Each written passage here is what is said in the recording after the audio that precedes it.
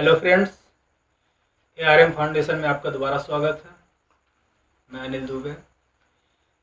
कल मैंने आपको परसेंटेज के बारे में बताया था। इसके बेसिक के बारे में मैंने बताया आपको कि कैसे वेरी करता है और कैसे आपके एग्जाम में इसके क्वेश्चन आते हैं। मैंने काफ़ी हद तक मैंने कल इसे क्लियर कर दिया है। और उस पर क्वेश्चन भी मैंने कुछ कल करवा दिए थे। आज भी मैं कुछ क्वेश्चन करवाने जा रहा हूँ जो आपके एग्जाम पॉइंट ऑफ व्यू से काफ़ी इम्पोर्टेंट है। देखिए, कुछ क्वेश्चन ऐसे हैं जो कि आपके एग्जाम में बिल्कुल नहीं पूछे जाएंगे, लेकिन जो मैं करवाने जा रहा हूँ इससे आपका बेसिक बहुत ही स्ट्रांग हो जाएगा। इसको ध्यान से देखिए और उसके बाद उन क्वेश्चंस की तरफ हम चलेंगे जो वाकई आपके एग्जाम में पूछे जाएंगे। बहरहाल, पहले आप उन क्वेश्चन को देखिए जिससे आपका बेसिक स्ट्रांग हो जाएगा। ये क्वेश्चन आपके एग्जाम में कभी नहीं आएंगे, लेकिन आपका बेसिक जरूर स्ट्रांग होगा। इस क्वेश्चन को जरूर देखिए, ध्यान से देखिए। जैसे लिखा हुआ है, क्वेश्चन लिखा हुआ है आपका 40-50 का कितने प्रतिशत है।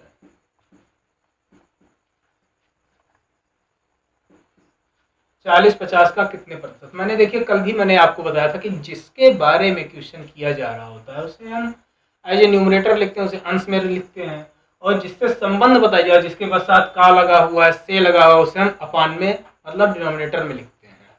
इससे हम क्या बना लेते हैं, हमें एक फ्रैक्शन मिल जाता है और उससे हम प्रतिशत में चेंज कर देते हैं। प्रतिशत में कैसे चेंज करते हैं, उससे हम 100% से गुणा कर देते हैं। देखिए, 40-50 का कितने प्रतिशत, क्वेश्चन आपके सामने है तो इसमें कुछ नहीं करना।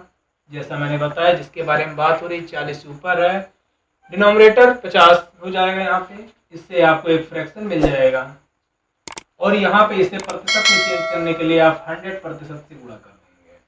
तो आप देख पा रहे हैं 50 दूना 100, आपको 80% आपको सीधा सीधा आंसर मिल गया। ऐसा एक दूसरा क्वेश्चन, आपसे क्वेश्चन ये पूछा जा सकता है कि 60-40 से कितने प्रतिशत अधिक है। ये भी क्वेश्चन देख लीजिए, 60-40 से कितने प्रतिशत अधिक है। तो हम क्या निकालेंगे, पहले अंतर कितना है, अधिक कितना है। क्या पूछा गया, अधिक पूछा गया है, तो आप अधिक निकाल लीजिए। पहले आप अधिक निकाल लीजिए तो अब कितना मिल जाएगा आपको, 60 - 40 आपको प्राप्त हुआ 20। कहाँ से अधिक है, ऑब्वियसली 40 से अधिक है, 40 छोटा है तो अधिक प्रतिशत बराबर 20/40 गुणे 100%। ये आपको यहाँ से 50% आपको आंसर मिल गया। ये क्वेश्चन वो जो आपसे एग्जाम में कभी नहीं पूछेंगे, लेकिन मुझे यही आपको क्लियर करना था, इसका बेसिक क्लियर करना था कि आखिर नीचे कौन होगा और न्यूमरेटर में कौन होगा। चलिए मैं उन क्वेश्चन पे आता हूँ जो वाकई आपके एग्जाम में आते हैं। क्वेश्चन है आपके सामने 65 ग्राम 2 किलोग्राम का कितना प्रतिशत है। ये क्वेश्चन आपके एसएससी सीजीएल टियर 1 में पूछा गया है।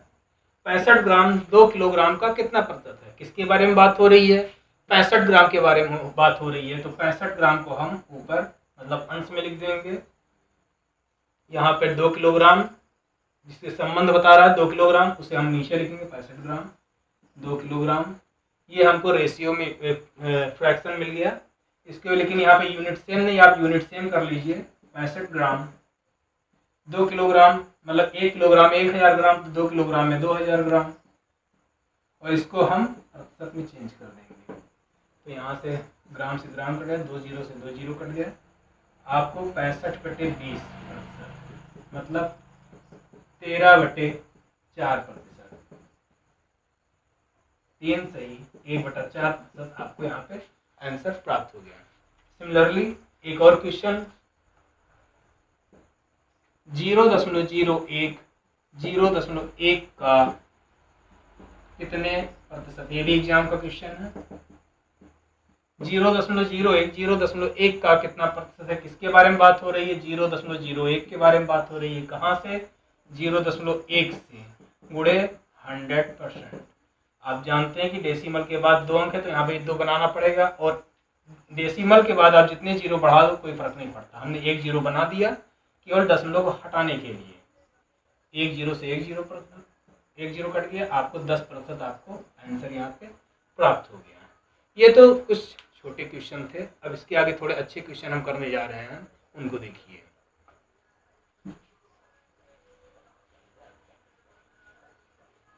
जैसे क्वेश्चन लिखा हुआ है ए माइनस बी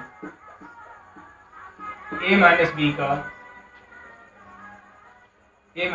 50% बराबर ए प्लस बी का 20%। यदि ए माइनस बी का 50% बराबर ए प्लस बी का 20% है तो बी ए का कितने प्रतिशत होगा। ये क्वेश्चन आपके सामने है, इसको पहले आप हल कर लीजिए। ए माइनस बी का 50% बराबर ए प्लस बी का 20%। परसेंट से परसेंट काट दीजिए, का से का काट दीजिए, एक जीरो से एक जीरो काट दीजिए। आप ब्रैकेट ओपन कर लीजिए। 5a minus 5b equal 2a plus 2b। ए को एक तरफ कर लीजिए, बी को एक तरफ प्रक्षांतर कर लीजिए, तो आपको 5a माइनस 2a आपको मिल जाएगा 3a। और ये माइनस 5b है, उधर जाएगा तो 7b हो जाएगा। 5b plus 2b 7b। तो आपको ए और बी का रेशियो या फिर ए बराबर, आप देखिए यहाँ पे आप देख पा रहे हैं, इसको निकालना कोई कठिन नहीं है। आप यहाँ पे देखिए ए के सामने 7 यूनिट दिखाई दे रहा है, सीधा 7 लिख दीजिए। आप देखिए बी के सामने देखिए 3 यूनिट दिखाई दे रहा है, आप सीधा बी बराबर 3 लिख दीजिए।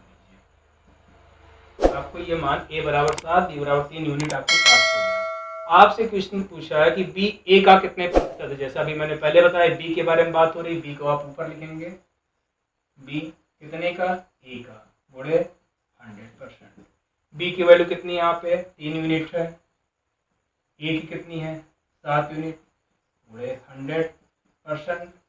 और मैंने कल भी आपको बताया था कि अगर 1/7 है तो इसका प्रतिशत वैल्यू क्या होता है, 14.2 वाट। और यहाँ पे आप 3 से इसको गुणा करेंगे तो आपको मिल जाएगा 42.84%।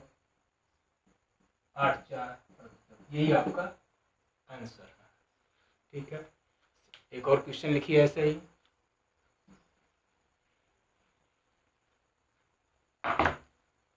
यदि 2a माइनस बी का 30% बराबर a प्लस 2b का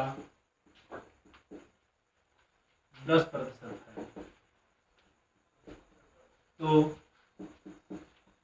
a अनुपात b क्या होगा।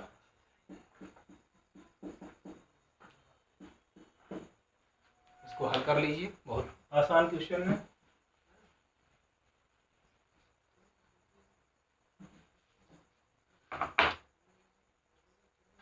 टू ए माइनस बी का 30% बराबर ए प्लस 2b का 10%। प्रतिशत से प्रतिशत काट दीजिए, जीरो से जीरो काट दीजिए, का से का काट दीजिए। आप ब्रैकेट ओपन कर लीजिए, 3 से ओपन होगा। यहाँ पे 6a माइनस 3b इक्वल ए प्लस 2b। ए को एक तरफ कर लीजिए तो 6a माइनस ए 5a, 3b उधर जाएगा तो क्या आ जाएगा, 3b प्लस 2b 5b। तो यहाँ पे 5 कैंसिल, ए बराबर बी आपको प्राप्त होगा, मतलब ए रेशियो बी इक्वल 1:1। ये कुछ छोटे छोटे क्वेश्चन मैंने आपको करवाए। अब मैं यहाँ पे लेवल बढ़ाना चाहूँगा, इससे आगे अब मैं लेवल यहाँ पे क्वेश्चन के बढ़ाना चाहूँगा।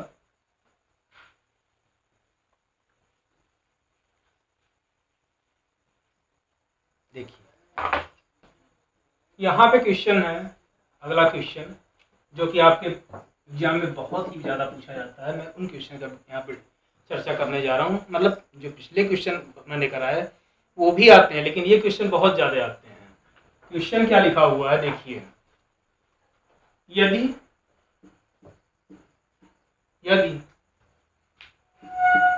राम की आय, यदि राम की आय श्याम की आय से, यदि राम की आय श्याम की आय से 25% कम है, तो ज्ञात कीजिए,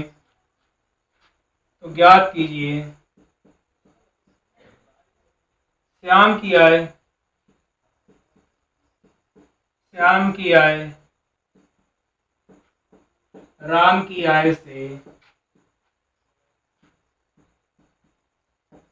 राम की आय से, कितने प्रतिशत अधिक होगी। यदि राम की आय श्याम की आय से 25% कम है तो ज्ञात कीजिए श्याम की आय राम की आय से कितने प्रतिशत अधिक होगी। देखिए इसका बेसिक देख लीजिए। देखिए मैंने पहले ही आपसे बोला था कि इसमें हमेशा 100 मान लिया करिए। राम की आय श्याम की आय से 25% कम है। कम किसकी आय है? राम की आय। तो हम श्याम की आय को मान लेते हैं। मान लीजिए श्याम की आय 100 रुपए है, श्याम की आय 100 रुपए है। 100 से गणना हो रही है तो सीधा सीधा 25% कम, तो राम की आय 100 माइनस 25 75 हो जाएगी। राम की आय सीधा 75 हो जाएगी, 25% कम है, 100 से गणना हो रही है इसलिए 75 हो जाएगी। आपसे पूछा है तो ज्ञात कीजिए श्याम की आय राम की आय से कितने % अधिक है। तो अधिक मतलब अंतर आपको निकालना है। अधिक 100 माइनस 75, ये अधिक मिल गया आपको। कहां से अधिक है? 75 से अधिक है, तो अधिक प्रतिशत बराबर 25। कहां से अधिक है? 75 से अधिक है। 25/75 गुणे 100%। काटेंगे 1/3 आएगा, मतलब 33 सही 1/3% अधिक है। ये तो आपका बेसिक हो गया। इसको हम कॉन्सेप्ट्स बताना चाहेंगे ताकि आप इसको आज इजीली लगा सकें, थोड़ा जल्दी हल कर सकें। इसको समझ लीजिए कॉन्सेप्ट को।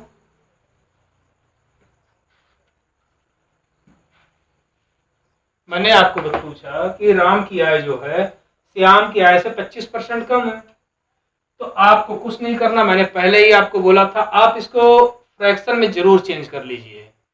इसको आप जो भी आपको प्रतिशत वैल्यू दे रखी है उसको तत्काल आप फ्रैक्शन में चेंज कर लीजिए। आपको 25% कमी दे रखी थी, 25% कम है, 25% कम है, इसको आप फ्रैक्शन में चेंज कर लीजिए तो ये हो जाएगा 1/4। मैंने आपको बताया था जो डिनोमिनेटर में जो वैल्यू होती है ये मूल मान होता है, प्रारंभिक मान होता है, और यहाँ जो अंश में जो मान होता है, न्यूमरेटर में जो वैल्यू होती है, यही परिवर्तन होता है। कमी हो रही है ना, तो 4 पे 1 की कमी हो रही है, मतलब ये हो गई श्याम की आय। श्याम की आय श्याम की आय अगर 4 हो गई तो 1 कम है, तो 1 कम किसकी हो गई? राम की आय हो गई। अब आपसे पूछा गया है तो फिर बताइए श्याम की आय राम की आय से कितना अधिक है। आप देख सकते हैं 1 अधिक है। कहां से अधिक है? 3 से अधिक है, तो अधिक प्रतिशत बराबर 1 कहां से? 3 से गुणे 100%। सीधा आप देख सकते हैं यहाँ पे 33 से 1/3% आपका उत्तर आ चुका है। सिमिलरली दूसरा क्वेश्चन नोट करिए। अगला क्वेश्चन सेम ऐसा ही है। अगला क्वेश्चन, सुमन की आय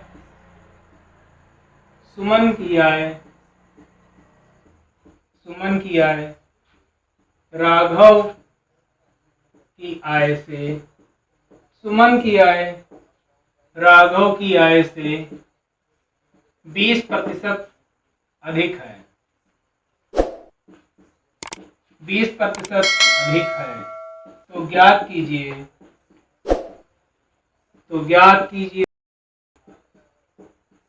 तो राघव की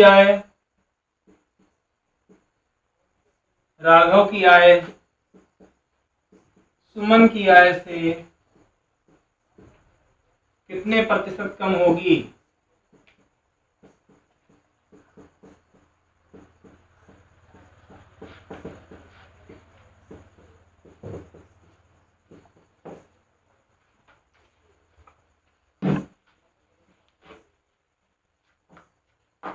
देखिए, मैंने आपको पहले ही कहा आप इसको तत्काल फ्रैक्शन में चेंज कर लीजिए।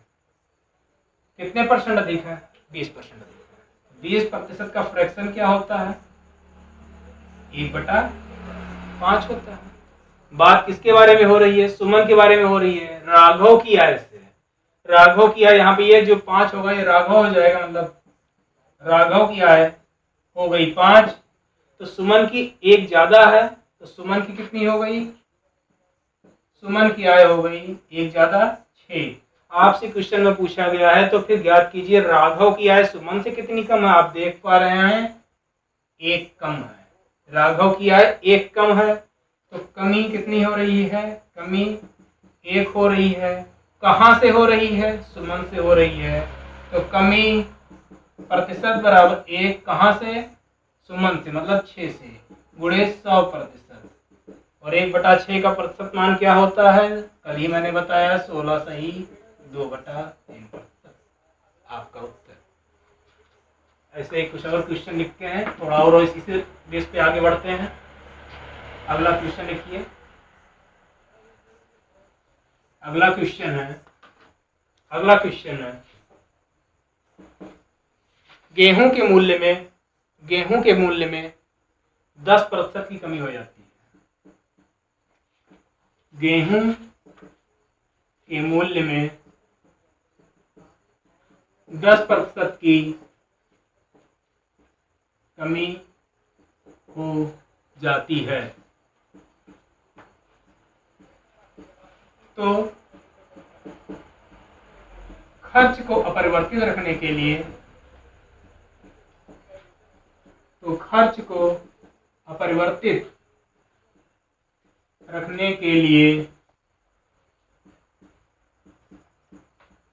खपत में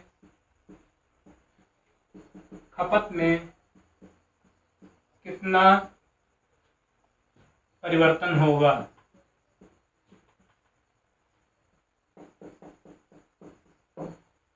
गेहूं की कीमत में 10% की कमी हो जा रही है, तो खर्च को अपरिवर्तित रखने के लिए खपत में कितना परिवर्तन होगा? देखिए, इसके लिए मैं आपको 2 तरीके बताता हूं। पहला तरीका प्राइस कंजम्पशन एक्सपेंस, मतलब मूल्य, खपत, खर्च। आपसे कहा है क्वेश्चन में कि गेहूं की कीमत में 10% की कमी हो जाती है।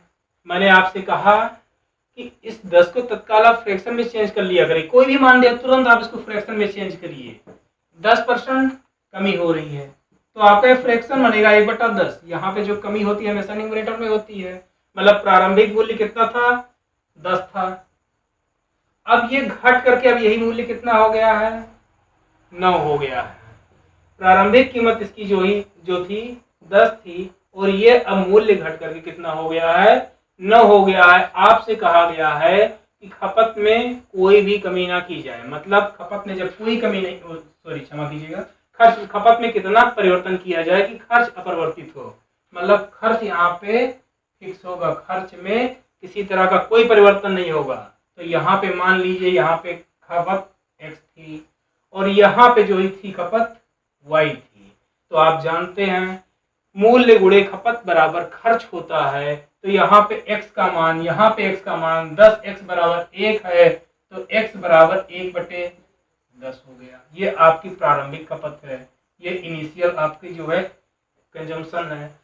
आप यहाँ पे y का मान निकालेंगे, 9y = 1 है, तो y इक्वल कितना हो जाएगा? 1/9 हो जाएगा। आपको इन दोनों का अंतर निकालना पड़ेगा। निकाल लीजिए। तो अंतर कितना होगा, 1/9 परिवर्तन, परिवर्तन कितना हुआ 1/9 माइनस 1/10। तो आपको हल होकर के मिल गया 1/90। अब आपको परिवर्तन प्रतिशत मतलब खपत में कितना परिवर्तन हुआ, कितना प्रतिशत परिवर्तन हुआ, तो परिवर्तन प्रतिशत, परिवर्तन प्रतिशत आप निकालोगे तो 1/9 कहाँ से परिवर्तन हो रहा है, यहां से ही होगा। मतलब x का मान कितना है 1/10 गुणे 100%।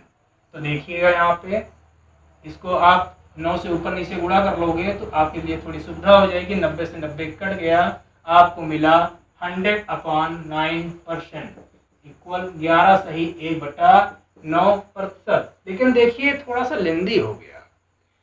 एग्जाम में इतना आप करेंगे तो कहाँ से चलेगा, इतना लंबा तो करने की नीड है नहीं ना। इतना लंबा आप क्यों करेंगे एग्जाम में, तो आपको इतना कुछ करने की कोई नीड नहीं है। देखिए मैं बता रहा हूँ आपको क्या करना है, कुछ नहीं करना इतना कुछ आपको। मुझे तो बस केवल इतना बताना था कि आप बेसिक से कैसे करेंगे इसे, आपको कुछ नहीं करना।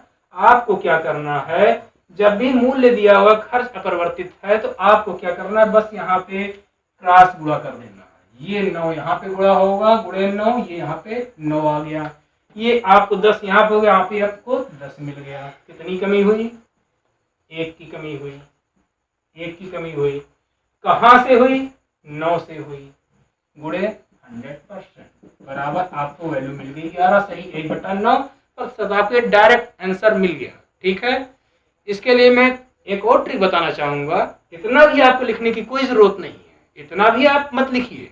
आप क्वेश्चन देखेंगे आपको वहीं पे आंसर मिल जाएगा, इतना भी लिखने की कोई जरूरत नहीं है आपको। देखिए मैं क्या बता रहा हूँ आपको, देखिए इसी लाइन में आपका उत्तर छिपा हुआ है, इतना कुछ करने की क्या नीड है। देखिए यहाँ पे ये सब आपको बाद में करने की जरूरत पड़ेगी, अभी कोई नीड नहीं है इसको करने की। देखिए यहाँ पे मैंने आपको बताया था कि जब भी कमी हो तो जितने प्रतिशत की अगर कमी या वृद्धि और इसको आप तुरंत फ्रैक्शन में बदलिए। आपने फ्रैक्शन में बदल लिया, ये आपकी जो होगी प्रारंभिक होगी। ये क्या होगी, प्रारंभिक होगी। ये प्रारंभिक आपकी कीमत है और ये क्या है, ये परिवर्तन है। तो अब परिवर्तन, परिवर्तन कितना हुआ 10 था। प्रारंभिक कीमत, प्रारंभिक कीमत आपकी है, प्रारंभिक कीमत, प्रारंभिक कीमत आपकी है 10। अब कीमत कितनी हो गई, नई कीमत, परिवर्तित कीमत कितनी हो गई, परिवर्तित कीमत आपकी हो गई 9। यहाँ पे एक कॉन्सेप्ट आपको समझना पड़ेगा। कॉन्सेप्ट ये समझना पड़ेगा कि जब भी आप दो नंबर्स को मल्टीप्लाई करते हैं और उसी के बराबर किसी दूसरे दो नंबर्स को मल्टीप्लाई करते हैं और उन दोनों का जो है मल्टीप्लाइकेशन अगर फिक्स हो तो वो दोनों एक दूसरे के रेशियो में चले जाते हैं। मतलब क्या, मतलब मैं आपको ये बताना चाह रहा हूँ। देखिए इस कॉन्सेप्ट को अच्छे से समझिए। अगर a गुणे बी बराबर अगर मान लीजिए फिक्स है, a गुणे बी बराबर कोई वैल्यू है फिक्स है, कांस्टेंट है। दूसरी वैल्यू c गुणे d बराबर भी वही वैल्यू है फिक्स है। तो ये जो a और c का जो रेशियो होगा ये b और d के रेशियो के इनवर्स में होगा। इस कॉन्सेप्ट को समझ लीजिए, आपको पेन उठाने की जरूरत नहीं पड़ेगी। आप बस क्वेश्चन को देखेंगे, आप आंसर लगा के आगे बढ़ जाएंगे। बाकी स्टूडेंट जो कि अभी इस क्वेश्चन में उलझे होंगे तब तक आप 4 से 5 क्वेश्चन आगे निकल जाएंगे। अब आप खुद सोच सकते हैं सिलेक्शन किसका होगा। देखिए अगर यहाँ पे a गुणे बी बराबर फिक्स है, c गुणे डी बराबर फिक्स है, तो ये और a और c का जो रेशियो प्रोपोर्शन होगा, मेरा मतलब यहाँ पे जो इसका फ्रैक्शन बनेगा और b और d के फ्रैक्शन के जस्ट रिवर्स होगा। मैं आपको एक एग्जांपल के थ्रू बताता हूँ। मान लीजिए 9 गुणे 10 बराबर 90 होता है। आप सभी जानते हैं 9 गुणे 10 बराबर 90 होता है। कोई भी दूसरा नंबर लीजिए जिसका मान 90 होता हो। आप 18 गुणे 5 लीजिए, इसका भी मान 90 ही होता है, आप जानते हैं। तो देखिए 9 और 18 का जो फ्रैक्शन होगा 10 और 5 के फ्रैक्शन के जस्ट रिवर्स होगा। देखिए 9/18 मान होता है 1/2 और 10/5 का मान कितना होता है 2/1। खुद ही देखिए रिवर्स है या नहीं है। बस इसी पे क्वेश्चन है, इसमें कुछ नहीं है। इसको अगर आपने समझ लिया आपको पेन उठाने की कोई नीड नहीं है। देखिए यहाँ पे देखिए अब आपका क्वेश्चन ये लग चुका है, कुछ नहीं इसमें। अगर प्रारंभिक कीमत 10 थी, प्रारंभिक कीमत, परिवर्तित कीमत 9 थी, तो अब ये जो है प्रारंभिक जो आपकी खपत हो जाएगी, प्रारंभिक खपत ये क्या हो जाएगी, अब ये 9 हो जाएगी और परिवर्तित खपत जो हो जाएगी, परिवर्तित खपत ये क्या हो जाएगी, 10 हो जाएगी। अब खुद ही आप देख सकते हैं कितना परिवर्तन हुआ, 1 का हुआ, कहां से हुआ, 9 से हुआ, 1/9 × 100 आपका